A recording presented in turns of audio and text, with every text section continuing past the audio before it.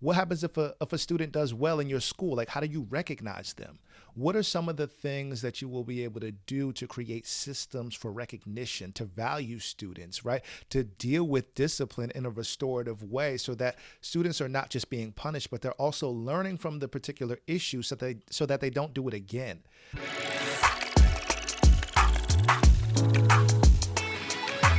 What's going on, aspiring school leader? I am Dr. Donovan Smalls II, and welcome to Beyond the Classroom. I help aspiring school leaders navigate interpersonal and organizational complexities for greater instructional impact. Now, today we are going to be talking about the power of systems. And James Clear is credited with saying, "You do not rise to the level of your goals, but you fall to the level of your systems." And as you transition from a classroom teacher to a school leader, I don't want you to forget the importance of systems. Because when you're in a classroom, that's literally what you are responsible for implementing. And as we begin this school year, what are some of the things that you do to create systems in your class? Because it's not about on day one immediately teaching content. It's not about figuring out what assessments and talking about those particular technical things of teaching with your students. It's about connection, right? Like that's the first thing that you're going to do. You're going to create connections.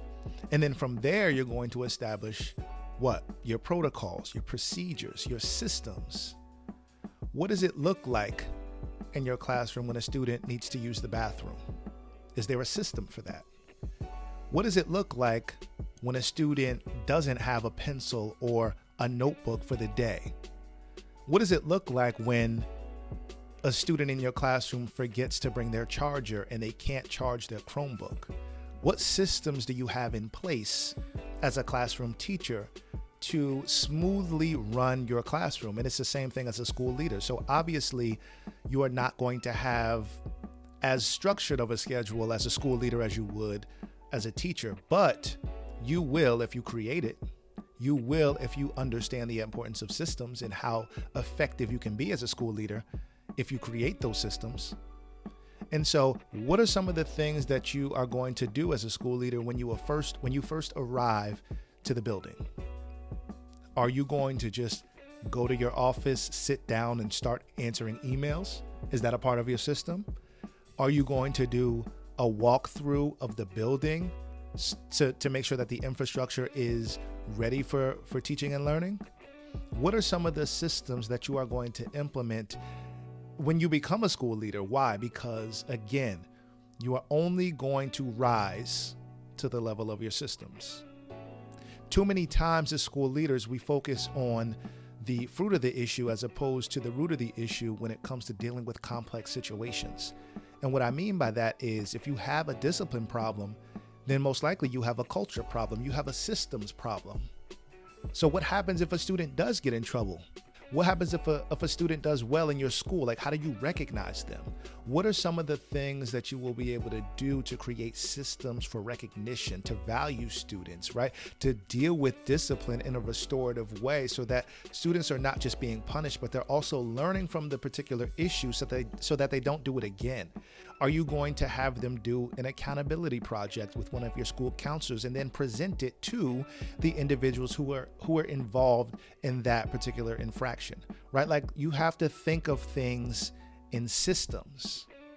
And Peter Senge says, systems thinking is a discipline of seeing wholes.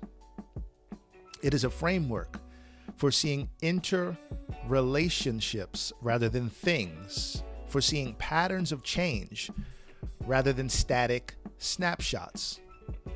And one of the things as a school leader you'll notice when you get into the position is systems also help prevent decision fatigue, because you're constantly going to be handling problems. You're constantly going to be solving issues. And when you create systems, it allows you to think in frameworks.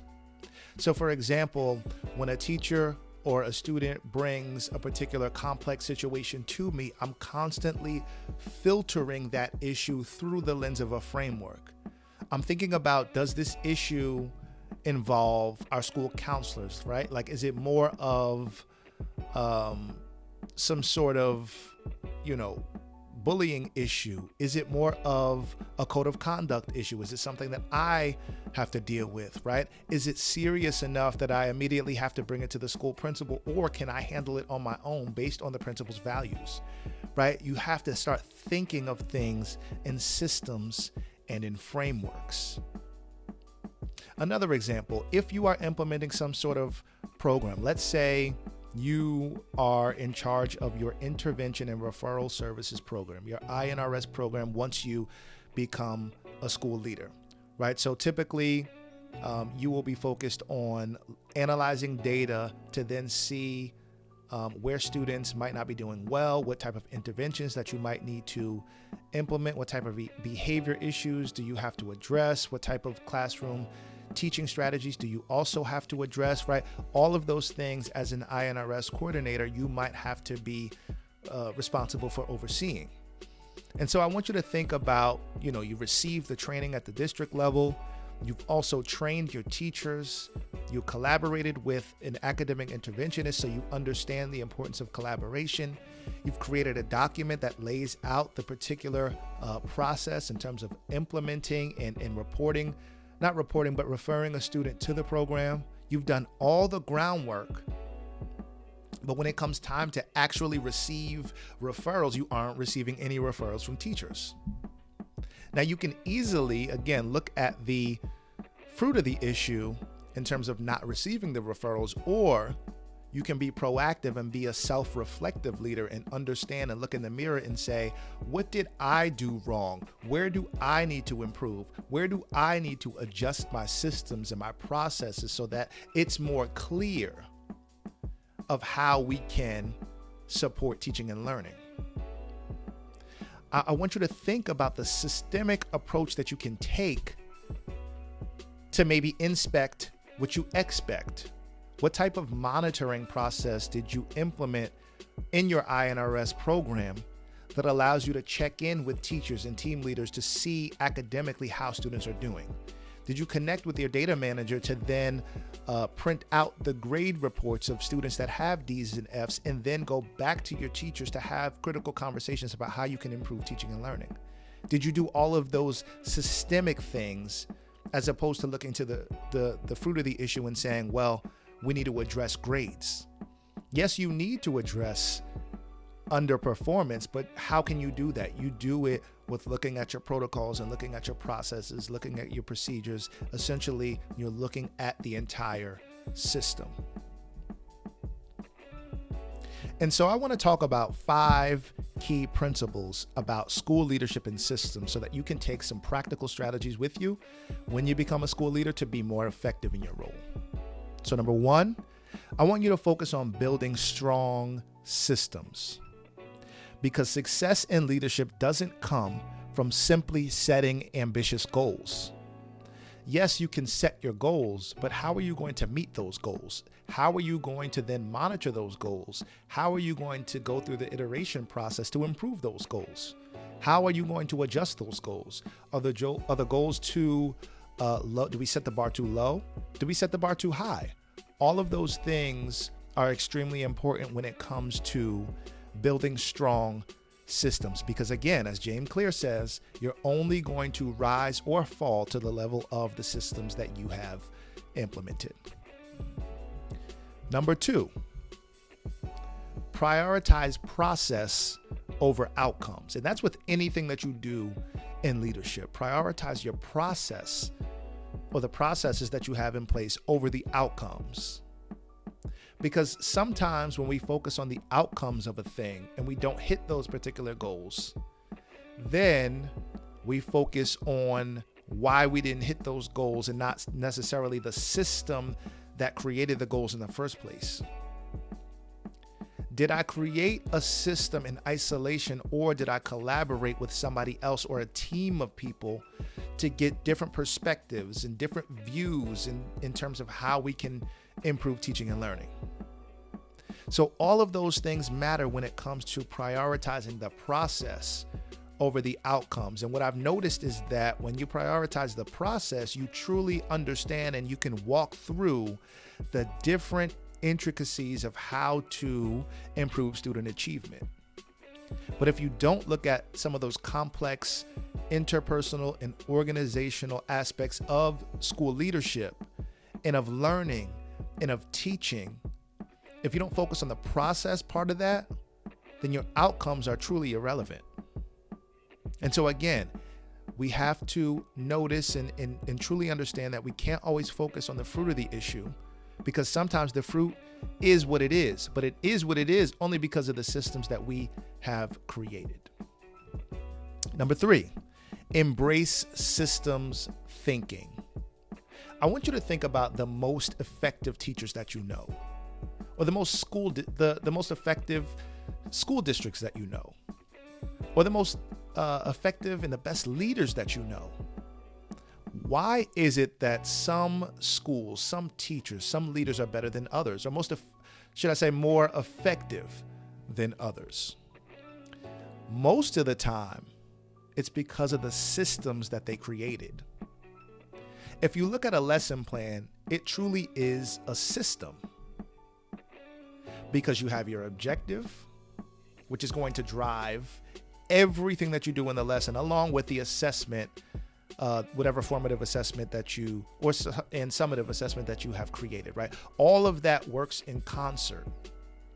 So you're thinking about your objective, you're thinking about your do now, you're thinking about whatever type of flow of the lesson that you use, right? Your I do, your you do, your we do, your formative or summative assessment that you're going to add to then use as data to then inform how you implement and reiterate or iterate the system that you have created. So again, a lesson plan is a system. So I want you to start thinking about that. Although you don't have a formal lesson plan as a school leader, you should have some sort of plan that informs how you operate daily. And what is that? That is the process, the protocols, the procedures that eventually creates the system. Number 4, I want you to think about adaptability and continuous improvement. So previously we talked about not focusing on the outcome. And so I get the fact that, yes, when it comes down to it, we need to be hitting our goals. Yes, I agree with that 100%, right? But if we are hitting our goals, when we go through the iteration process again, we need to think about how to improve those. Like, was the goal an accurate indication of where we want our students to be? Or was it just a goal that was given to us that we truly did not take hold of? Why? Because we didn't think about the true impact that goal was going to make, right? So for example, if you set the goal to ensure that students are achieving at high levels, like what is that tangible goal going to actually look like? It can't just be something that's elusive. You need data to back that goal. And so when you go through your continuous improvement process, make sure that everything is grounded in some concrete data, and then continue to go through the iteration process to ensure that everybody is improving, right? That you are improving as a leader, that students are improving as scholars, as your teachers are also improving in their instructional practices, right? You have to always be thinking about learning and continuous growth. Why? Because if you're not learning, you're not leading. And if you're not leading, then you have to rethink what leadership is about and why you're deciding to get into the role in the first place. And then lastly, collaborative leadership. System thinking also involves recognizing that leadership is not about isolated decision making. So when you're making a decision, yes, I want you to think about the systems that you have in place as an individual, but your individual systems have to be grounded in the broader context of the system that your principal, that your supervisor, that your director has put in place. I don't want you to think of school leadership as some sort of lonely position. And I know that we have all heard that before, right? Like leadership is lonely. And it can be if that's the way that you operate. But the way that I have learned is that you always have to collaborate with other people, because everyone has a different perspective and we all have limited beliefs or even blind spots. And to address those blind spots means that you have to collaborate with other people to have critical conversations about the systems that you have implemented. So I hope this video has added value. And if it did, be sure to share it with someone else. As always, I hope you have a great week of teaching, leading, and learning. Take care.